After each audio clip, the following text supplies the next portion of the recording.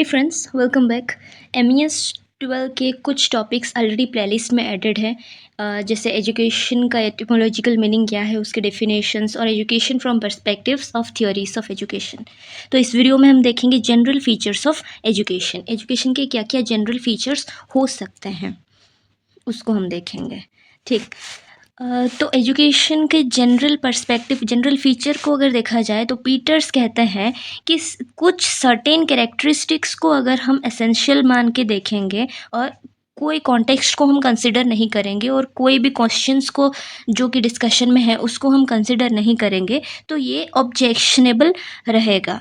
तो एजुकेशन के कॉन्सेप्ट को अगर एक्सप्लिसिटली हमको समझना है तो सिर्फ कुछ फीचर्स को लेके हम एजुकेशन को नहीं समझ पाएंगे। जैसे पहले यूनिट के बिगनिंग में हमने देखा था, इकोनॉमिस्ट, सोशियोलॉजिस्ट और साइकियाट्रिस्ट के पॉइंट ऑफ व्यू से हमने एजुकेशन को समझने की कोशिश की थी, इसके फीचर्स को समझने की कोशिश की थी, पर उतना काफ़ी नहीं है, वो ऑब्जेक्शनेबल है पीटर्स के हिसाब से। ठीक।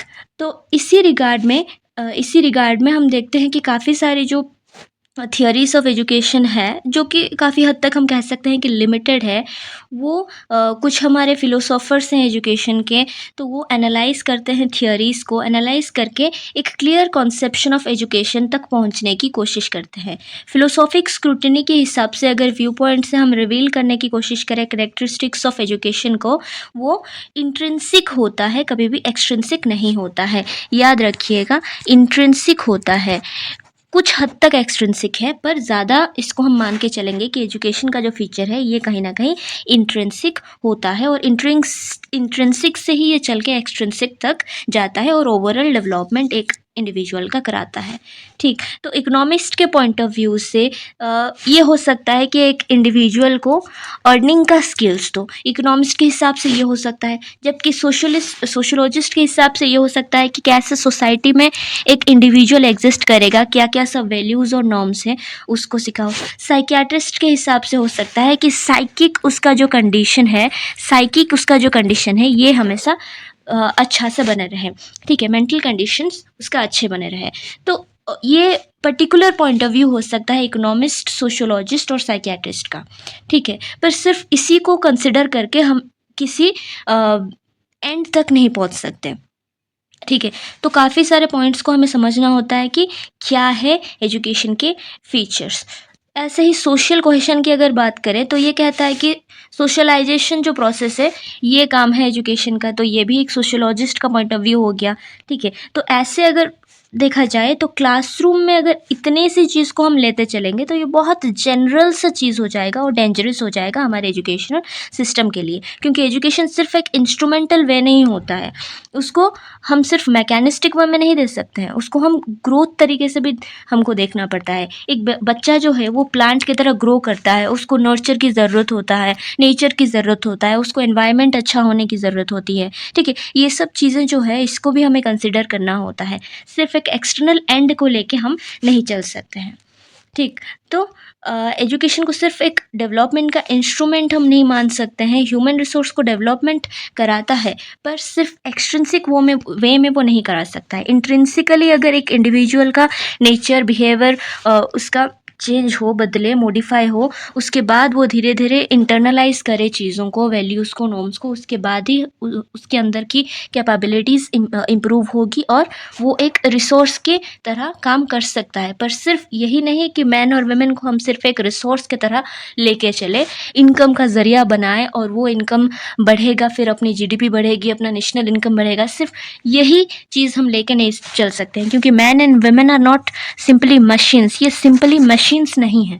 ठीक है, इनका अपना भी नज़रिया है, अपना भी ओपिनियंस है, अपना भी जीने का तरीका है। ठीक है, सिर्फ इनको रिसोर्स मान के भी हम नहीं चल सकते हैं। तो इकोनॉमिक और सोशोलॉजिकल डिस्क्रिप्शंस काफ़ी नहीं है, वो मिसलीडिंग हो सकता है। तो हमारे क्लासरूम में हम क्या क्या चीज़ें फॉलो करेंगे उसके बारे में हम चलिए डिस्कस करते हैं मोर डीपली। तो education represents a deliberate process to develop a desirable state of mind. ये इंपॉर्टेंट है, स्टेट ऑफ माइंड को एक मतलब डिज़ायरेबल स्टेट ऑफ माइंड हमें डेवलप करना होता है। ठीक है, जो भी हम कुछ पढ़ाते हैं, जो भी टॉपिक हम डिस्कस कर रहे हैं क्लासरूम में, वो हमेशा डिज़ायरेबल बिहेवियर ही आउटकम दे, ये नेसेसरी नहीं होता है। हो सकता है कि हमारा मेथड गलत हो सकता है कि हमारा जो प्रोसेस है वो गलत हो, एक्सप्लेन करने का तरीका गलत हो, ठीक है?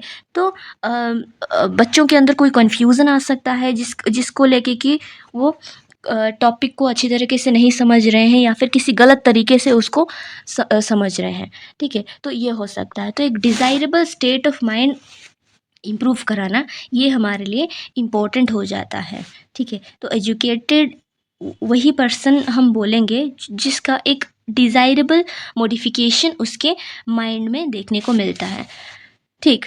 तो ये नहीं कि सिर्फ एजुकेशन को एक रिफ़ॉर्म की तरह रिफ़ॉर्म की तरह भी उसको हम नहीं कह सकते हैं, ठीक है? तो इसमें जो बोथ पॉइंट ऑफ व्यू है हमें उसको साथ में लेके चलना होता है। रूसो कहते हैं कि एजुकेशन हमारा जो है वो नेचर से आता है, from man and from things. प्रकृति से मिलता है, मैन से मिलता है और थिंग्स से मिलता है हमारा एजुकेशन, ठीक है? तो but the central uses of the term are located in situations where we deliberately put ourselves और अदर्स। एक सिचुएशन के ऊपर भी कहीं ना कहीं हमारा डिपेंड करता है कि हम किस तरह से एक सिचुएशन में रिएक्ट करते हैं, ठीक है? एक इंसान एक सिचुएशन में जैसे रिएक्ट करता है, हर दूसरा इंसान उसी सिचुएशन में उसी तरह से रिएक्ट नहीं करता है, ठीक है? जिसका स्टेट ऑफ माइंड अनडिज़ायरेबल हो, मतलब कि हम कह सकते हैं कि कोई सा चीज़ उसने देखा कि घर में कोई सा झगड़ा हो रहा है। एक इंडिविजुअल जो है वो अपने दिमाग में ऐसा डेवलप कर सकता है कि मेरे पेरेंट्स खुद अच्छे से इम्प्रूव नहीं किए हैं, मतलब उनका जो स्टेट ऑफ माइंड है वो अच्छे से नहीं डेवलप किया है, मैं इनसे क्या सीखूँगा, ठीक है? एक इंडिविजुअल इस तरह से ले सकता है। जबकि अगर दूसरे इंडिविजुअल की बात करें तो ये इस सिचुएशन को कुछ ऐसे पॉजिटिव वे में समझ सकता है कि यार किसी वजह से, किसी कारणवश ये इस तरह से झगड़ रहे हैं और मैं अपनी लाइफ में इस तरह से कभी नहीं करूँगा और चीज़ों को समझ के धीरे-धीरे आगे लेके चलूँगा। तो ये जो चीज़ें हैं, ये 2 इंडिविजुअल का डिफरेंट स्टेट ऑफ माइंड है। इस सिचुएशन में 2 इंडिविजुअल अलग तरीके से रिएक्ट करेंगे, ठीक है? तो यही होता है डिज़ायरेबल स्टेट ऑफ माइंड। क्या डिज़ायरेबल है? हर सिचुएशन से हम पॉज़िटिविटी को कैसे निकाल के चलेंगे, पॉज़िटिविटी को हमारे दिमाग में कैसे लेते चलेंगे, ये एक डिज़ायरेबल स्टेट ऑफ माइंड होता है, ठीक है? तो माइंड को एक सही डायरेक्शन में लेते जाना, सही डायरेक्शन में इम्प्रूव करा पाना, ये होता है डिज़ायरेबल स्टेट का इम्प्रूव कराना, ठीक है? सिर्फ एक एप्रोप्रिएट जॉब या फिर पोजीशन या फिर प्रेस्टीज या एक कम्युनिटी में प्रेस्टीज पाने के लिए हम सिर्फ एजुकेशन को ज़रिया बना के नहीं चल सकते हैं। अगर किसी भी इंडिविजुअल को हम पूछेंगे कि तुम पढ़ क्यों रहे हो, एजुकेटेड क्यों बन रहे हो, तो वो डायरेक्टली बोल सकता है कि एक अच्छा सा जॉब हमको मिल जाए। नहीं, ये एक बहुत मैकेनिस्टिक वे हो जाता है, ठीक है? ये हमारे इंटरनल जो चीज़ें हैं, इंट्रिंसिक जो वैल्यूज़ है उसको बढ़ावा नहीं देता है। ये सिर्फ एक एक्सटर्नल एंड होता है जो कि एक डिज़ायरेबल एंड प्रोडक्ट तक तो हमें जाना है, पर सिर्फ ऐसा नहीं है कि सिर्फ हम मैकेनिकली चलते जाएँ और हमारा जो इंटरनल जो वैल्यूज़ है उसके ऊपर हम ध्यान ही नहीं दें बच्चों का, ठीक। नेक्स्ट चलते हैं, the processes involved should essentially be worthwhile. मतलब कौन से प्रोसेस में हम चीज़ों को सिखा रहे हैं बच्चों को, वो भी इम्पॉर्टेंट होता है। क्या सिखा रहे हैं मैटर से ज़्यादा उसके मैनर पे डिपेंड करते हैं। किस प्रोसेस से हम सिखा रहे हैं, उसका मैनर क्या है, वो इम्पॉर्टेंट हो जाता है मैटर से। क्या सिखा रहे हैं उससे ज़्यादा इम्पोर्टेंट हो जाता है किस प्रोसेस से सिखा रहे हैं, ठीक है? एक टीचर जो है वो गाली दे के भी कोई चीज़ सिखा सकता है और दूसरा टीचर वहीं पे प्यार से भी कोई चीज़ सिखा सकता है, समझा के भी कोई चीज़ सिखा सकता है, या फिर किसी का बायोग्राफी बता के, स्टोरी टेलिंग करके, रोल प्लेइंग करके, कुछ भी करके वो चीज़ें सिखा सकता है, ठीक है? तो सिर्फ गाली देना वहाँ पे एक प्रोसेस नहीं बन जाता, दूसरे भी बहुत सारे प्रोसेसेस रहते हैं। जबकि हम देखें तो बिना गाली दिए जब हम समझा के चीज़ें करते हैं तो उसका असर बच्चों पे अच्छा पड़ता है, ठीक है? तो प्रोसेस क्या होना चाहिए, प्रोसेस एक एसेंशियली वर्थवाइल होना चाहिए, उसके ऊपर भी हमें ध्यान देना चाहिए, ठीक है? तो आर.एस. पीटर्स कहते हैं कि thinking about education we are rarely considering that some end product of education should be valuable and are not caring वो बोलते हैं कि जो एक्टिविटीज़ एंड प्रोसेसेस जो है ये इम्पोर्टेंट नहीं है, इसके ऊपर हम ध्यान नहीं देते हैं। सिर्फ़ हम अपनी एंड प्रोडक्ट हम अपने आउटकम पर ज़्यादा ध्यान देते हैं। हम सिर्फ़ अपनी आउटकम पर ज़्यादा ध्यान देते हैं और प्रोसेस पर ज़्यादा ध्यान नहीं देते हैं, जबकि हमें ऐसा नहीं करना चाहिए, क्योंकि हमें इंट्रिंसिकली वैल्यूएबल चीज़ें भी इम्प्रूवमेंट करानी होती है। राइल कहते हैं अपने द कॉन्सेप्ट ऑफ माइंड में, राइल कहते हैं कि एजुकेशन एक टास्क वर्ड भी है और एक अचीवमेंट वर्ड भी है। नेक्स्ट है education suggest criteria to which processes must confirm.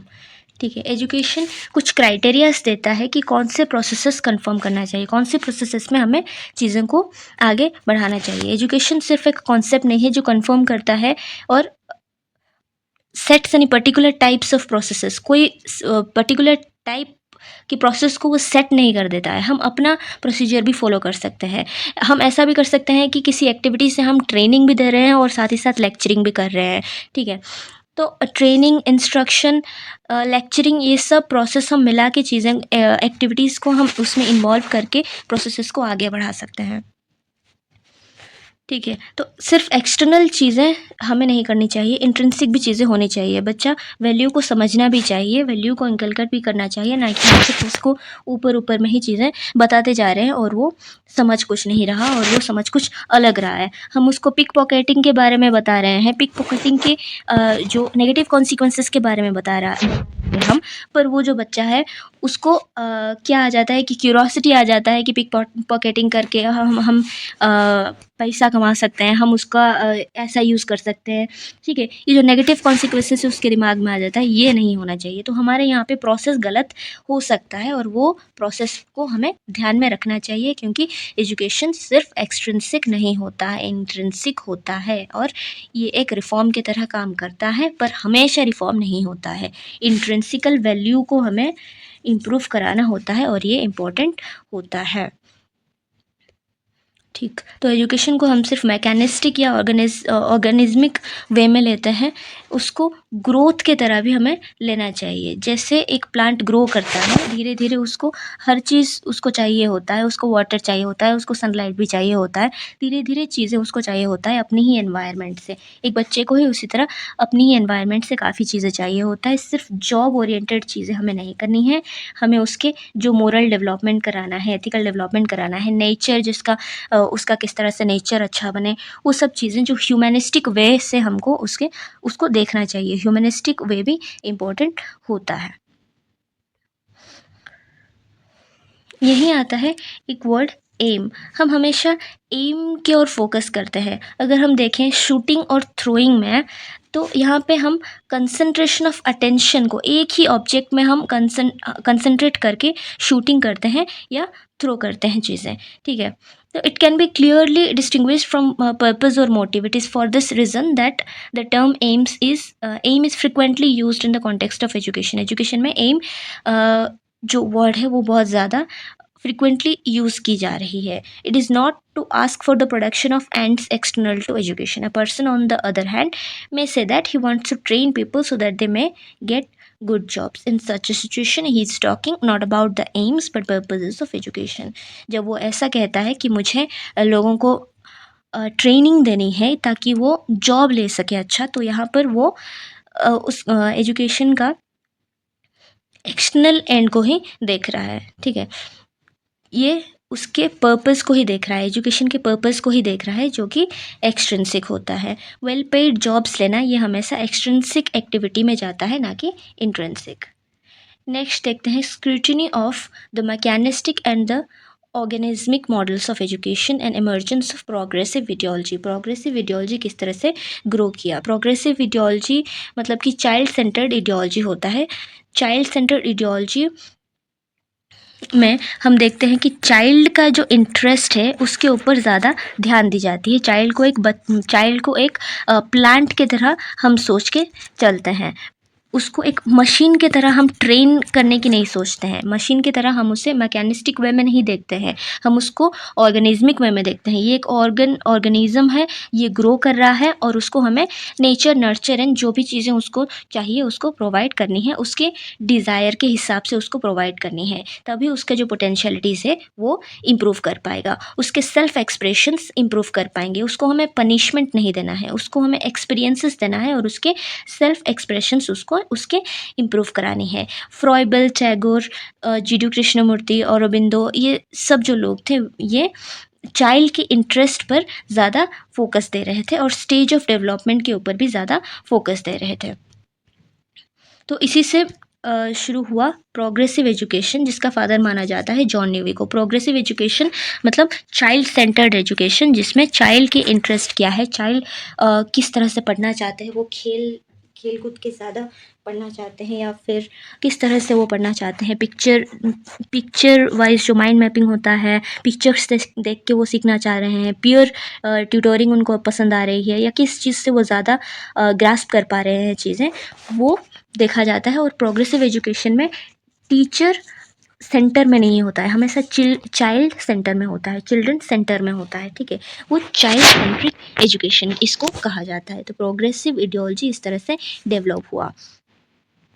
Growing और realising oneself implies doing those things which are thought to be worthwhile rather than others, ठीक है। वन सेल्फ रियलाइज करना, grow करना, ये important होता है। The standards by reference to which they are judged to be worthwhile are grasped by man and handed on from generation to generation। ऐसे ही moulding model से हम चीज़ों को, चाइल्ड के जो बिहेवियर है इसको मोल्ड करते हैं और उनको एनकरेज करते चलते हैं। Manner versus matter of education, जैसे कि पहले भी बता दिया है मैंने, इसके बारे में डिस्कस कर लिया है कि मैनर वर्सेस मैटर क्या होता है।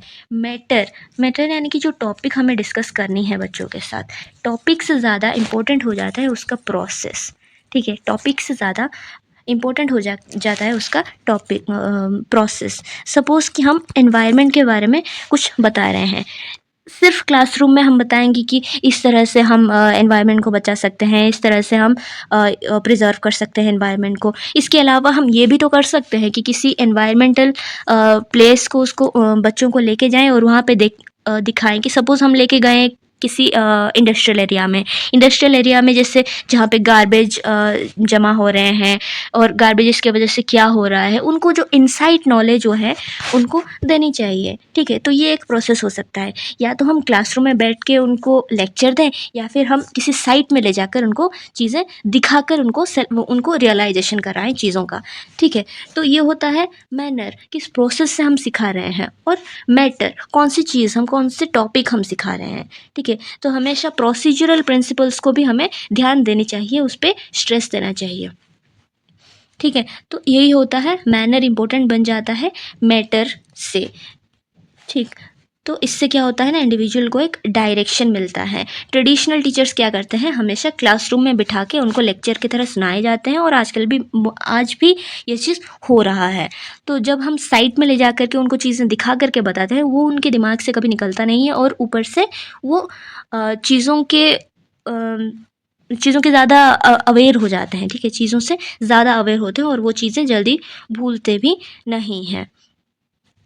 तो यही है कि यहाँ पे हम लीडिंग आउट से ज़्यादा ध्यान देते हैं एडुशेयर को, ठीक है। लीडिंग करने से ज़्यादा हम चीज़ें इम्प्रूव कराने की हम कोशिश कराते हैं बच्चों में, सिर्फ इंस्ट्रूमेंट की तरह हम नहीं लेते हैं। मोल्ड करने के लिए एजुकेशन को हम इन्वॉल्व नहीं करते हैं, ग्रोथ मॉडल को हम फॉलो करते हैं, धीरे धीरे चीज़ों को सिखाते जाते हैं और चीज़ें साइट में हो बच्चों के, चीज़ें सीख के करके वो चीज़ें सीखे, ठीक है। प्रोग्रेसिव का मतलब यही होता है कि चीज़ें वो करके सीखे। जॉन ड्यूई हमेशा से यही कहते आए हैं कि एक्सपीरियंशियल लर्निंग दो बच्चों को, एक्सपीरियंशियल लर्निंग दो, यानी कि वो करके सीखे, ठीक है। लर्निंग बाय डूइंग वो करें, तो चीज़ें करके सीखें, चाइल्ड के एक्सपीरियंस में चीज़ें आए और वो चीज़ें कभी वो जल्दी भूलेंगे भी नहीं, ठीक।